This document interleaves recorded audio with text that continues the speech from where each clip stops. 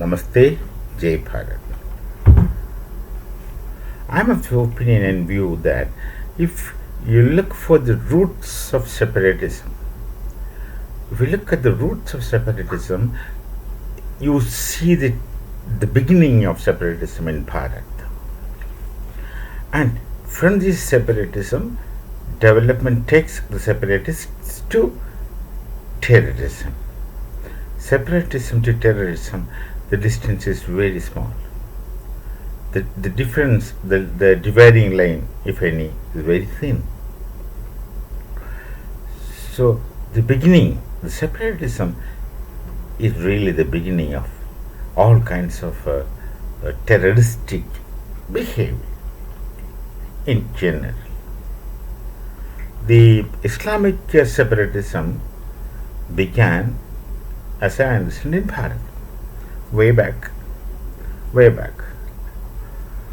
during the regime of the Mughals, and it began with the language issue.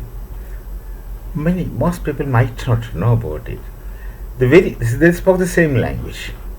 It's not that the entire Mughals who came to rule here were really ruling the entire Bharat. That now was the case. Number two, they converted vast majority of people, and they are not Mughals. Those who got converted were not Mughals, they were people of Bharat, blood relations to one another, and they spoke the same language. And the language separatism begins with the script in which they wrote the spoken language. The Hindus wrote the spoken language in Devanagari script, which was our script that was available to us from time immemorial to common people. Devanagari script. And since all the Bharatiya Hindu texts were written in Devanagari scripts, the converted Muslims in general did not want to use the same script of their own ancestors. So they borrowed the Persian script. Just the Persian script. I still don't understand why they didn't go to borrow Arabic script. Because they are both Sunnis. Persians are Shias, and these people are not Shias, they are Sunnis. And started writing the same language with Arabic script and called it as Urdu. These people continued calling it as Hindi. So this is the beginning of separatism. And then people of Benares were objecting to this at that time, and all there were movements. Anyway, the separatism began in Bharat, that's what I would say. There was a time, the Hindus never said at any point in time that we can't live with the Muslims. But it's the Muslims who started telling that we can't live with the Hindus. We can't live with the Hindus. Well, that's established. I needn't speak with examples. It's there. They're there in the history. They are in the history. And for that matter, the Hindus had no problem with living with anyone else. They had no problem living with the Jews. The Jews were totally unfamiliar people. Whether really unfamiliar is a different question. Even once Aristotle's student spoke, I don't get the reference right now, that Aristotle told that the Jews are they have a Hindu root. There are many narratives that the Jews are basically Hindus, and some people are connecting them with Dwaraka. Some people are relating Moses with Sri Krishna. All these things are there. No one is sure. I'm not sure. But it appears there is a connection. Just by their behavior, their being, a lot of things in common. Anyway. So they came to Bharat, they lived. And this is very important. In the entire world, the holy place where the Jews were not persecuted, leave alone getting persecuted, were accepted, supported, and they lived freely, and that's Bharat. They know it, we know it, everyone knows it.